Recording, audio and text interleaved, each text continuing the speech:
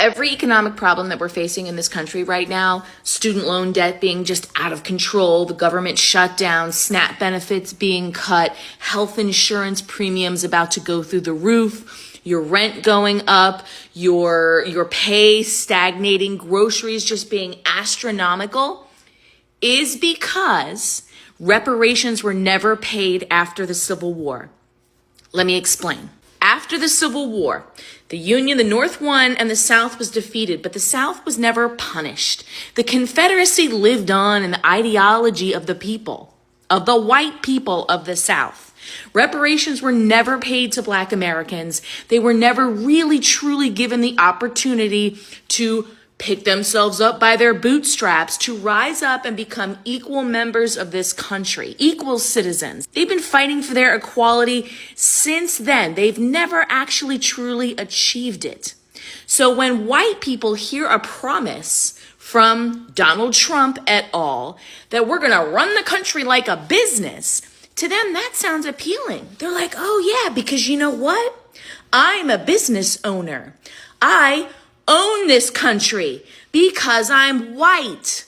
When Black and brown people hear, well, we're going to run the country, run the government like a business, they understand what that means because they've been dealing with it for centuries. White people think that they are on the side of the owners, the masters, but they're not. Most white people have more in common with the Black and brown people that they look down upon. They are closer to them in the economic tax bracket than they are to the white billionaires whose asses they kiss. But listen to them glazing billionaires, especially on this app. I make $50,000 a year, but I have more in common with Jeff Bezos than I do with George Floyd. Bullshit! The only reason the lie of let's run this country like a business appealed to you is because you thought you would benefit. And now here you are. Now here you are understanding that when they say we're going to run this country like a business, that means they're going to profit off of your ass. That means that if you take $100,000 loan out to go to college, you will be in debt to the federal government until the day you fucking die. You borrowed 100 grand, prepare to repay 300 grand because they're running the government like a business now. And guess what? You're a customer, not an owner. The government exists to serve us, not to profit off of us. And we will continue to have these problems until y'all get. Hello brothers and sisters, welcome back to the channel. I'm hoping that you're doing great from whatever you're watching me from. I'm your host and present Agent Stories. Now brothers and sisters, you understand that initially Black people were usually seen as a threat. Black people were usually seen as people not to trust. But do you think that Black people are wrong? No, Black people were never wrong. In fact, majority of the things that were said that Black people were doing, it was not Black people that were doing. It was white people that were doing. And if you want to know why, watch this video. You are going to be seeing white Americans coming out and calling themselves out and saying that they have become so much dangerous, even to themselves and other people around them. In one of the speech of there's this professor, I've forgotten his name. Yeah, Tim Wise. Tim Wise said that majority of people who voted Mr. Donald Trump, you realize that they were going through what we call the opioid crisis. And there is a much correlation between opioid crisis and violence. So majority of these states that had the opioid were going through the opioid effect or the opioid crisis. There was so much chaos, there was so much violence within themselves. And majority of these blames for the longest time have gone to Black people. But white people are coming out to dismantle this lie, and they're saying that the people that, in as much as we are trying to focus on Black problems, the people that have caused all these problems that we are seeing right now are white Americans. And they themselves are coming out and saying this. Imagine if it could have been a Black person who is coming out and saying this. It could have been a different case, but we are seeing a white person coming out and talking about all this. So brothers and sisters, buckle up for this video. I'll be back with my thoughts. I'm your host and presenter, Agent Stories. So let's watch the video. I'll be back. Whites are the problem in America. You guys are the issue. You guys, you people. We're trying to get better. Clump? Whitey? Let's talk about my white privilege for a minute. I have never once in my life been persecuted, never discriminated against, never looked down on for the way I think or talk or behave. I am an upper middle class white dude in red America. I can walk the streets of my town at ease because I look just like every dude who thinks Trump is Jesus. So when I look into the next 4 years, it's not me or my family that I worry about. We'll be able to afford an economy going downhill. I've got a college education and a 6-figure income. I'm gonna be just fine. My wife is white, my kids are white, they're gonna be fine too. But if your thought process stops there as a white dude in America, you've got a problem. Especially if you're a white Christian dude in America. See, I don't vote for democratic policies for myself. I am actually less likely to benefit from all the things that I think are important for everyday Americans to have. So when I say things like, I think kids should not have to worry about lunch while they're at school, or that healthcare should be free for every American, I don't vote for those things because I can't afford them or because I don't have access. I vote for them because other people can't. And if you don't see Jesus in that mindset, I don't know what to tell you. It was Jesus who radicalized me. And it is because of his words that I am able to look beyond myself and empathize with other Americans that do not share my privilege. So here's the simple message. If you look like me and you don't care about the people that don't look like me, you're the problem. I'm Vic Myers. Welcome to The Resistance. I've been trying for a while now to figure out how to talk about something that's been on my mind, and recent events, I think, finally pushed it up. What I want to say is that racism is a white people problem. A white people problem that others are forced to live with. As a white man, I've never had to be afraid of being pulled over by the cops. As a white father, I've never had to have that special talk with my kids about not looking wrong or saying the wrong thing to a cop for fear that they wouldn't come home again. I've never had to worry about being turned down for a mortgage because of the color of my skin or where to go jogging. Never had to worry that I could be scooped up by ICE just for looking like I might belong to the wrong group, even though I was born here. I've never committed the misdemeanor crime of selling cigarettes. But if I did, it wouldn't be a capital offense. These are things that people of color have to deal with every stinking day. These are things that white people allow, that white people cause. I think I'm finally ready to talk about it now because of the state that our country's in, the permission that Donald Trump has given for racist behavior, and the hope I recently felt when I saw the latest poll numbers. For reasons that never made sense to me, Donald Trump has gained support in nearly every demographic when he won his last election, including non-white communities. But now, recent polling suggests that just about everybody is finally seeing him for what he is. They're seeing his racism, and the racism emanating from this administration like stink from a skunk. And they're saying it's not okay. He's lost everything that he gained, and then some, among all these groups. Well, every group except one. That one group is white, non-college educated men, the last stronghold of Trump's race-based politics. Polling indicates that a majority of this group is still standing solidly behind Trump and his policies. Unfortunately for them, they're not going to be any better off under Trump's policies than anybody else. Maybe one day they'll realize that their racism isn't worth what they're losing. And maybe the rest of us will realize something too, that racism is a white people problem, and it's up to white people to solve it. It's up to white people to call it out among their coworkers, their friends, and their family. It's up to white people to be the loudest and proclaim that racism is no longer acceptable in American institutions. It's up to white people to make sure that we're not voting for the racists.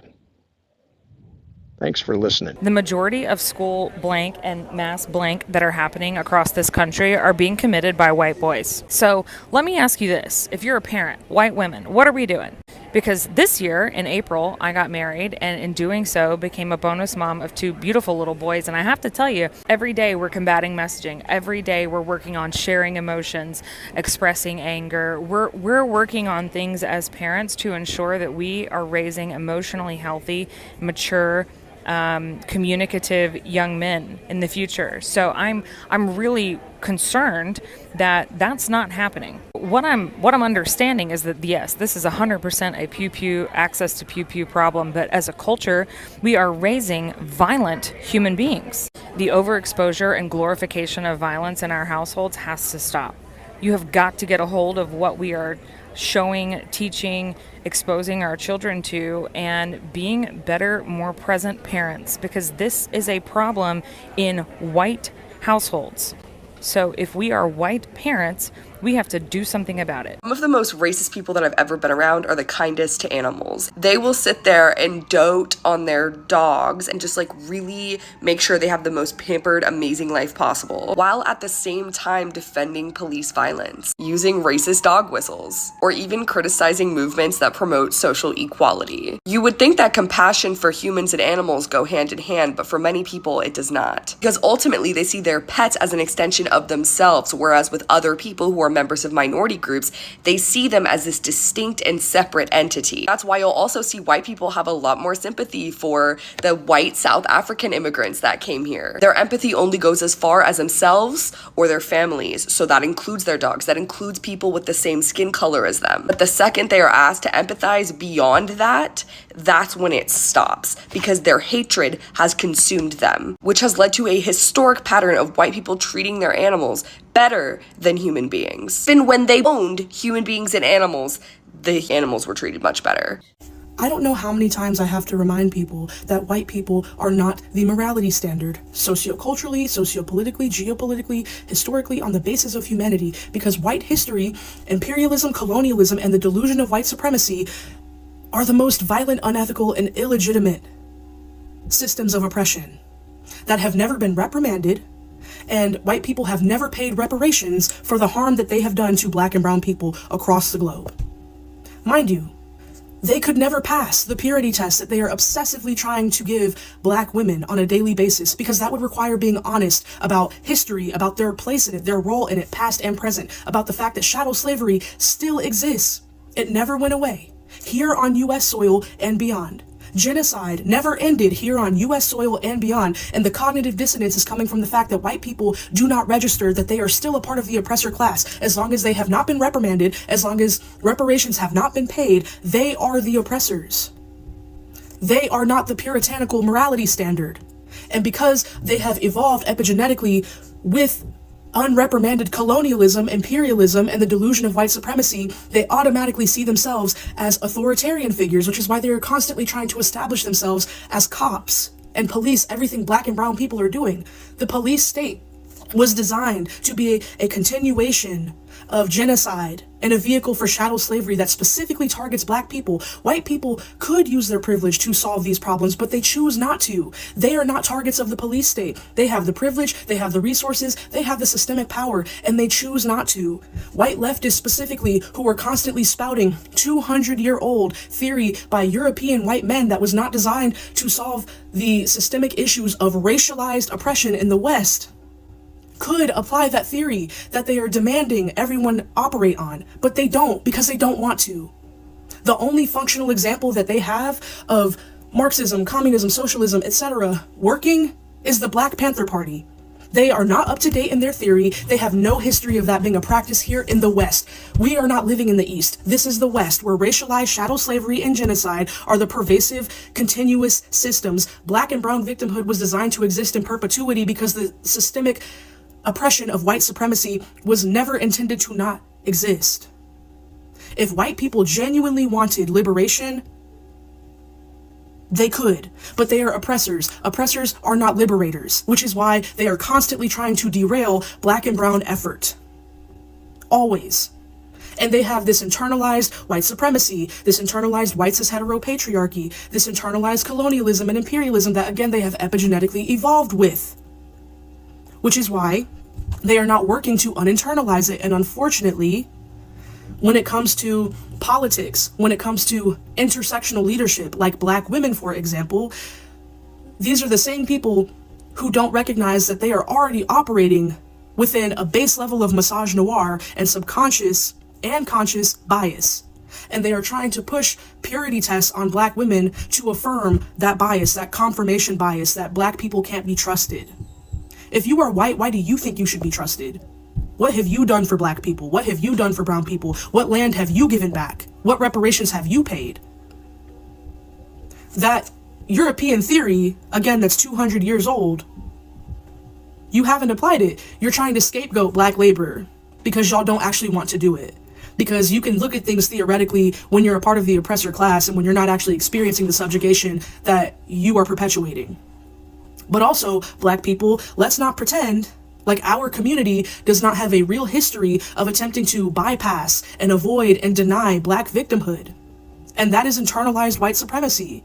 When you are black and your critique of black women is only garnering celebration from white people, there is a blind spot in your liberation. There's a blind spot in your politic. And I'm not saying that black people are above criticism, that black politicians are above reproach, but there is something very odd about being black and being a soft landing space for other people's misogynoir, for their white supremacy. And that is what is happening. And there are these fake white leftists who are claiming, I'm critical of everybody, da da da da da da. But then if I go to your reply on Threads, why is there 100 critiques of black women and no critiques of white people?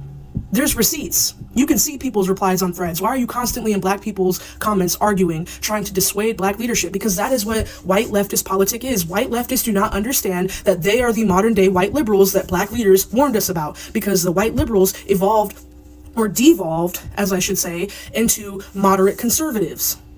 And white leftists have now become the white liberals.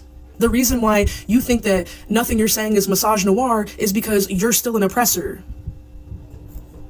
In a world where racism still exists and the delusion of white supremacy is the pervasive and dominating societal system, you will never run out of white people to correct. You will never run out of white people to convert from racist to non-racist. And unfortunately, black people, brilliant black people who do have valid criticisms, there are so many white people looking at your dissent of black people, of black women in leadership, as a way to scapegoat their white supremacy. They are looking to hide behind you.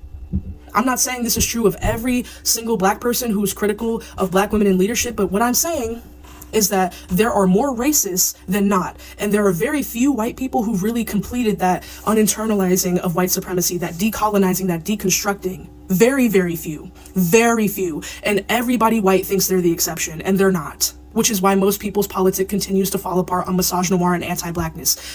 White people, does not matter your political affiliation, your demographic, white people overwhelmingly put a fascist in office. That was your community. Doesn't matter if you're a communist, a Marxist, a Democrat, a socialist, you're whatever. It doesn't even matter how you voted. What matters is the overwhelming majority of you, of your community, voted for this. So you're not in a position to puritanical politic with anybody. You should be puritanical testing your own community. Puritanical morality police white people.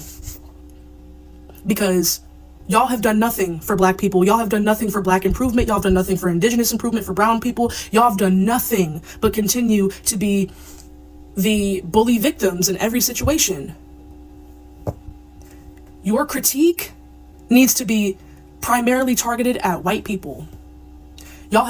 You think that you have intellectually bypassed white supremacy through leftism, and you're still behaving as white supremacists, regurgitating white supremacy. And unfortunately, black people, we are guilty of intellectualizing our way through internalized white supremacy to avoid victimhood, to avoid the label of victimhood. We're already surpassing the oppressor. As long as chattel slavery still exists and has not been reprimanded, as long as reparations have not been paid, we're still operating in a system of white supremacy. And white people's opinion about politics, we've been subject to white people's opinions about politics, and look at where this country's at. This is why people don't trust white people, because it is peak whiteness and colonizer behavior to demand civility for a man who denies others their humanity. That's the oppressor, and we do not need to sympathize or empathize with them. And don't get me wrong, because I long for a world where there is no violence in it. But until all of us are free, none of us are free. And violence is part of the equation because of the oppressor, not the oppressed. We need to understand that violence comes in many forms, and white people need to learn it most of all. Okay, I'm just going to vent for a minute. I'm continually amazed at some of the comments I get from white people about my thoughts on white supremacy. They act like it doesn't exist, like I'm talking nonsense. I said in a recent post, if you only hang out with white people, then you're racist. A lot of them said that's a silly take, and instead of maybe looking at their own lives to question if maybe it's true, they get defensive and argue semantics like, well, people have a mostly homogenous friend group that share their same background. Yes, exactly my point. That is white supremacy. Read a book. But when I suggest that, they decline. They've clearly not educated themselves by walking in another person's shoes.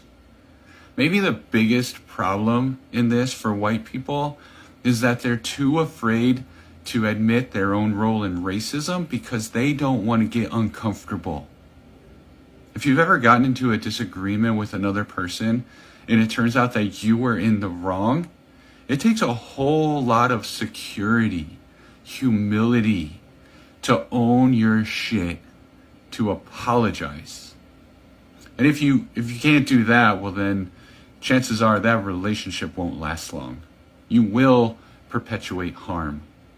And that's what white people have done to people of color. I wonder if these white people are talking to me, a fellow white person, like this, then how are they talking to people of color who call out white supremacy?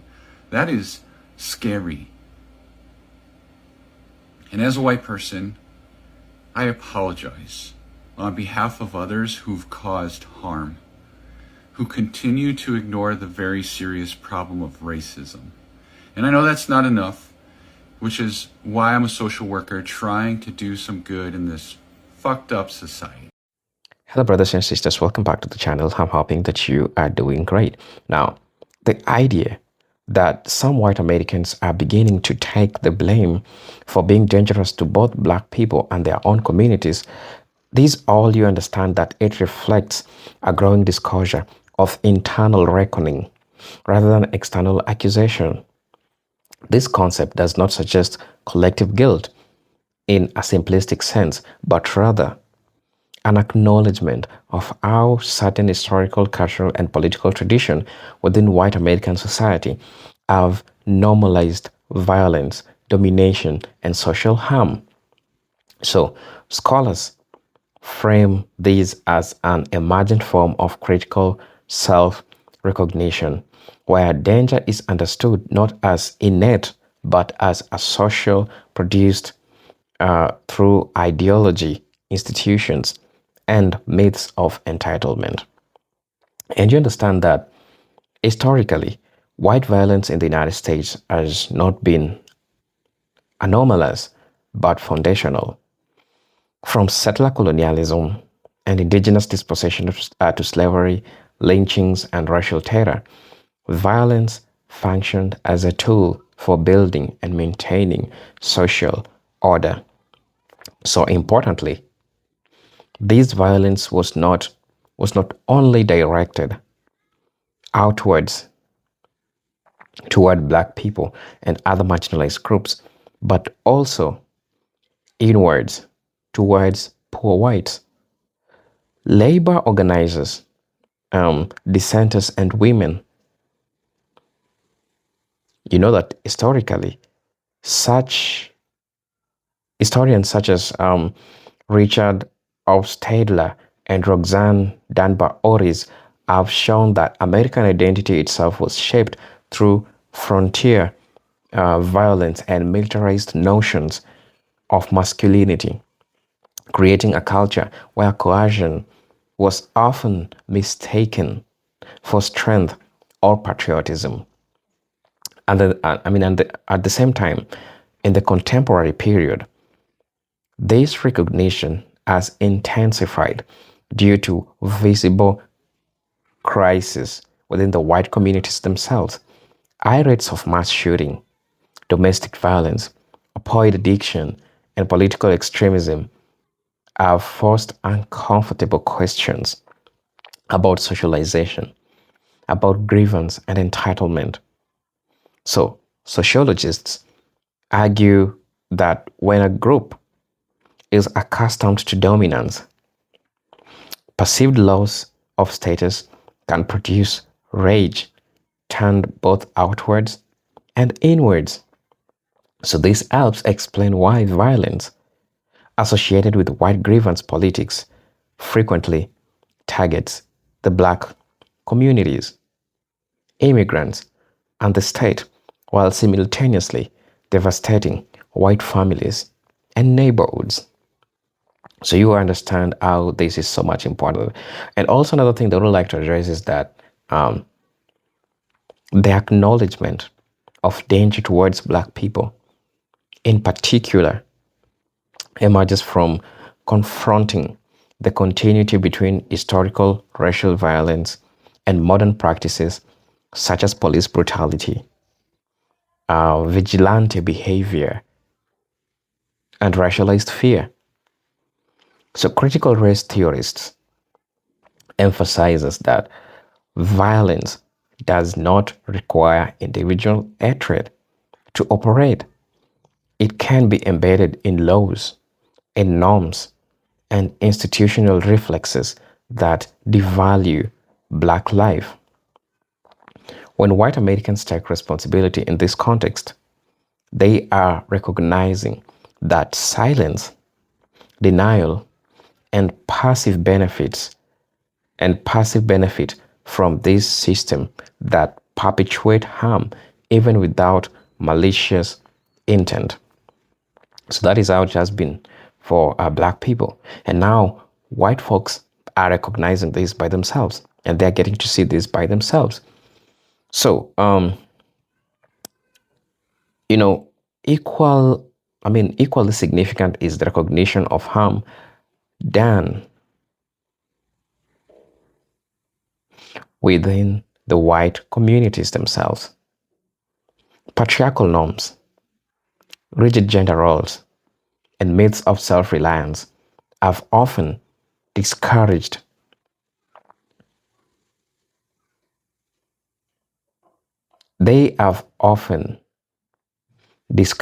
self-reliance, and they have encouraged emotional vulnerability and collective care, contributing to cycles of abuse and alienation.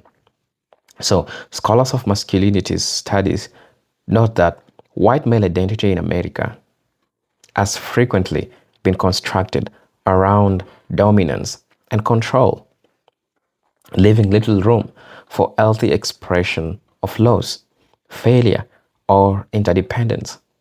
So the result is a social environment where violence becomes an outlet for unresolved insecurities.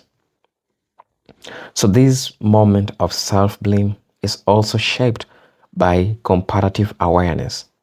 As Black Americans are increasingly disengaged to heal and build in silence, these contrasts expose dysfunctional or within the dominant societies. When those historically framed as the problem demonstrate restraint, introspection, and community building, this destabilizes the narrative that was once justified control and punishment. White acknowledgement of danger thus arises not only from moral awakening, but from the erosion of old explanatory myths. So ultimately, the concept of white Americans taking blame signals a potent shift from defensiveness to accountability. In its most productive form, this reckoning does not center white guilt but responsibility. So, understanding how inherent systems of power and violence can be dismantled through education, through policy change and cultural transformation.